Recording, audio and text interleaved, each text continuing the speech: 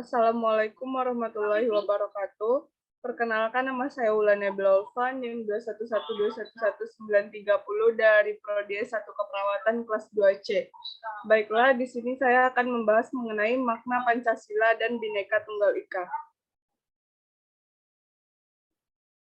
Pengertian dan makna Bhinneka Tunggal Ika. Secara harfiah, kata Bhinneka Tunggal Ika berasal dari bahasa Jawa kuno. Bhinneka Tunggal Ika memiliki arti berbeda-beda tetap satu jua. Bhinneka Tunggal Ika menjadi semboyan bangsa Indonesia dan tertulis di dalam lambang Garuda Pancasila. Konsep Bhinneka Tunggal Ika sendiri diambil dari kitab Sutasoma karangan Pu Tantolar yang hidup pada masa kerajaan Majapahit di sekitar abad ke-14 Masehi. Secara etimologi, kata-kata Bhinneka Tunggal Ika berasal dari bahasa Jawa kuno yang jika dipisah menjadi bineka, memiliki makna ragam atau beraneka. Tunggal adalah satu dan ika adalah itu. Sehingga arti kata Bhinneka Tunggal Ika adalah berbeda-beda tetap satu jua. Maknanya, dengan jiwa dan semangat bangsa Indonesia mengakui realitas bangsa yang majemuk, baik suku, bahasa, agama, ras, golongan, dan lain-lain, namun tetap menjunjung tinggi persatuan. I. Nyoman Pursika pada tahun 2009 dalam jurnal kajian analitik terhadap semboyan Bhinneka Tunggal Ika menyatakan bahwa Bhinneka Tunggal Ika merupakan cerminan keseimbangan antara unsur perbedaan yang menjadi ciri keanekaan dengan unsur kesamaan yang menjadi ciri kesatuan.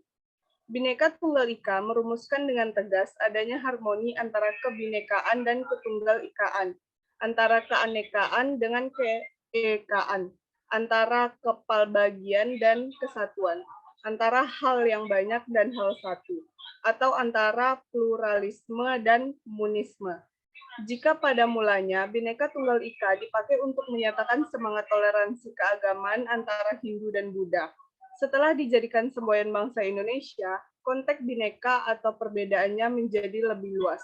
Tidak hanya berbeda agama saja, tapi juga suku, bahasa, ras, golongan, budaya, adat istiadat, bahkan bisa ditarik ke dalam perbedaan dalam lingkup yang lebih kecil, seperti perbedaan pendapat, pikiran atau ide, kesukaan, dan hobi. Bhinneka Tunggal Ika sebagai salah satu dari 4 pilar kebangsaan, selain Pancasila, Undang-Undang Dasar 1945. NKRI merupakan sebuah nilai yang harus ditanam dalam setiap warga negara Indonesia yang dibahas pada buku Pancasila.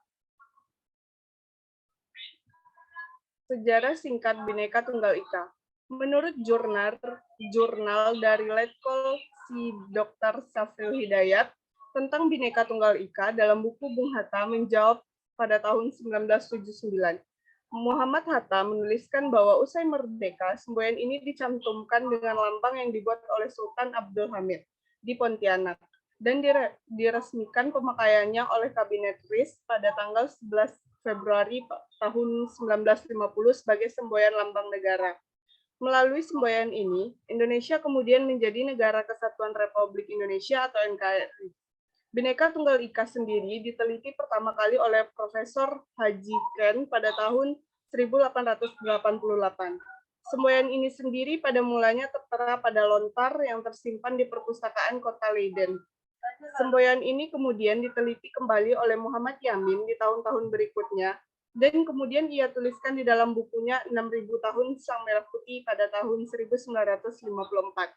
Sejarah semboyan Bhinneka Tunggal Ika menempuh proses evolusi dan kristalisasi mulai sebelum kemerdekaan, Pergerakan Nasional 1928, sampai berdirinya Negara Republik Indonesia pada tahun 1945.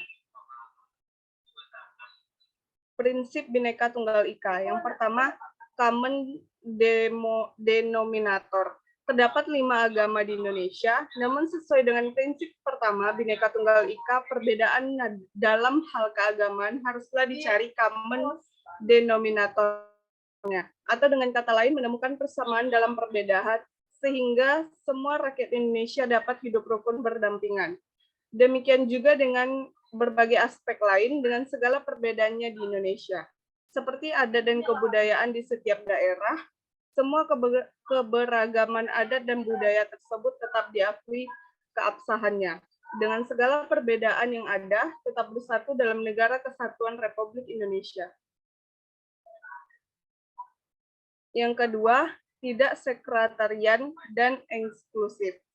Tidak sekretarian dan eksklusif, maksudnya dalam kehidupan berbangsa dan bernegara, setiap rakyat Indonesia tidak dibenarkan untuk menganggap bahwa diri atau kelompoknya sebagai yang paling benar dibandingkan orang lain atau kelompok lain.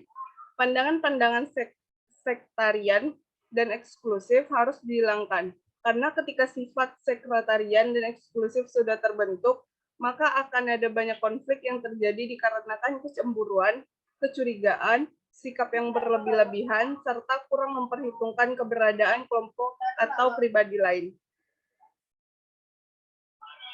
Yang ketiga, tidak formalitas. Bhinneka Tunggal Ika sifatnya universal dan menyeluruh. Hal ini dilandasi oleh adanya rasa cinta mencintai, rasa hormat menghormati, saling percaya mempercayai, dan saling rukun antar sesama. Dengan cara tersebutlah keanekaragaman kemudian dapat disatukan dalam bingkai keindonesiaan. Yang keempat, bersifat konvergen. Bersifat konvergen maksudnya segala keanekaragaman bukan untuk dibesar-besarkan, tetapi harus dicari titik temu yang dapat membuat segala kepentingan bertemu di tengah. Hal ini dapat dicapai jika terdapat sikap toleran, saling percaya, rukun, non-sektarian, dan inklusif di antara masyarakat. Yang kelima, prinsip pluralistik dan multikultural. Bhinneka Tunggal Ika mengandung nilai antara lain yang pertama toleransi, inklusif, damai, dan kebersamaan serta setara. Nilai-nilai tersebut tidak mengkehendaki sifat yang tertutup atau eksklusif, sehingga memungkinkan untuk mengakomodasi keanekaragaman budaya bangsa dan menghadapi arus globalisasi. Yang keenam, semangat gotong royong. Semangat gotong royong tidak melulu tentang bahu-membahu membersihkan lingkungan atau menjaga keamanan lingkungan sekitar rumahmu, tapi juga pada semangat gotong royong dalam melawan hoax atau berita bohong yang kini tersebar di mana-mana atas nama clickbait. Biasakan untuk memverifikasi data atau berita yang diterima dan ingin disebarkan, karena jejak digital sangat sulit untuk dihilangkan.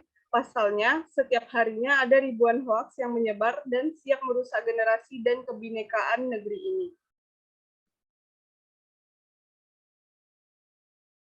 Selanjutnya, makna Pancasila. Kata Pancasila yang berasal dari bahasa Sanskerta, yaitu kata panca memiliki arti 5 dan kata sila yang memiliki arti dasar. Jika digabungkan, Pancasila memiliki pengertian yaitu 5 dasar negara Indonesia. Pancasila yang digambarkan dengan lambang seekor burung Garuda memiliki makna yaitu sebuah sumber kekuatan. Selain itu, dengan warna emas yang ada pada burung Garuda tersebut memiliki makna sebagai simbol kemuliaan. Selanjutnya, fungsi Pancasila. Menurut buku Pancasila sebagai ideologi dan dasar negara, pedoman bangsa Indonesia sendiri, Pancasila memiliki 9 fungsi yang dapat digunakan oleh masyarakat Indonesia. Berikut 9 fungsi Pancasila. Yang pertama, Pancasila yang digunakan sebagai ideologi negara. Yang kedua, Pancasila yang digunakan sebagai dasar negara. Yang ketiga, Pancasila yang digunakan sebagai jiwa bangsa Indonesia. Yang keempat, Pancasila yang digunakan sebagai kepribadian bangsa Indonesia. Yang kelima, Pancasila yang digunakan sebagai pandangan hidup bangsa Indonesia. Yang keenam, Pancasila yang digunakan sebagai dasar negara, hukum yang berlaku maupun sumber tata tertib di hukum di negeri Republik Indonesia. Yang ketujuh, Pancasila yang digunakan sebagai perjanjian luhur bangsa Indonesia. Yang kedelapan, Pancasila yang digunakan sebagai cita-cita serta tujuan bangsa Indonesia. Yang kesembilan, Pancasila yang digunakan sebagai falsafah hidup yang mempersatukan bangsa. Makna kelima sila pada Pancasila. Yang pertama, ketuhanan yang Maha Esa. Ketuhanan yang Maha Esa merupakan sila pertama yang ada pada Pancasila yang memiliki makna bahwa kita sebagai masyarakat negara Indonesia harus memiliki kepercayaan dan bertakwa kepada Tuhan. Dalam hal ini, tentu saja menyesuaikan dengan agama yang kita anut serta kepercayaan yang dimiliki oleh setiap orang. Dengan begitu, pada sila ini juga memiliki makna bahwa kita sebagai masyarakat yang saling hidup berdampingan harus dapat saling menghormati satu sama lain antar umat beragama agar terciptanya kesejahteraan dan kehidupan lingkungan yang tentram. Yang kedua, kemanusiaan yang adil dan beradab. Kemanusiaan yang adil dan beradab merupakan sila kedua yang ada pada Pancasila yang memiliki makna bahwa kita sebagai masyarakat negara Indonesia diminta untuk memiliki pemahaman dalam diri mengenai kesetaraan derajat pada setiap manusianya. Sehingga kita dapat saling menyayangi dan menghargai satu sama lain antar individu.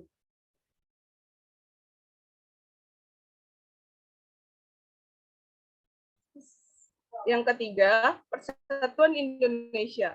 Persatuan Indonesia merupakan sila ketiga yang ada pada Pancasila yang memiliki makna bahwa kita sebagai masyarakat negara Indonesia harus selalu mengedepankan tujuan kesatuan, persatuan, serta kepentingan bagi negara bersama dibandingkan kepentingan sebagai individu masing-masing. Pada sila ketiga ini juga, kita diajak untuk memiliki sifat serta menjadi pribadi yang mau dan rela berkorban demi mencapai kemerdekaan negara Indonesia, menunjukkan rasa cinta pada bangsa Indonesia sebagai tanah air, serta memiliki kebanggaan terhadap negara Indonesia. Yang keempat, kerakyatan yang dipimpin oleh hikmat dan kebijaksanaan dalam permusyawaratan perwakilan. Kerakyatan yang dipimpin oleh hikmat dan kebijaksanaan dalam permusyawaratan perwakilan merupakan sila keempat yang ada pada Pancasila yang memiliki makna bahwa kita sebagai masyarakat negara Indonesia diajak untuk tidak memaksakan kehendak atau keinginan yang bersifat pribadi dan selalu mengedepankan atau mengutamakan kepentingan bersama ataupun negara. Yang kelima, keadilan sosial bagi seluruh rakyat Indonesia. Keadilan sosial bagi seluruh rakyat Indonesia merupakan sila kelima yang ada pada Pancasila yang memiliki makna bahwa kita sebagai masyarakat negara Indonesia diajak untuk dapat selalu bersikap dengan adil di segala aktivitas yang dilakukan dalam pengambilan keputusan yang harus disepakati bersama dengan melakukan gotong royong. Selain itu, kita juga harus dapat memiliki keseimbangan antara hak serta kewajiban sebagai warga negara Indonesia dengan menghormati hak orang lain dan tetap menjalankan kewajiban kita sebagai masyarakat Indonesia. Baiklah, hanya itu presentasi yang dapat saya sampaikan mengenai makna dari kata Bhinneka Tunggal Ika dan Pancasila. Jika ada yang salah, saya mohon maaf. Sekian, terima kasih.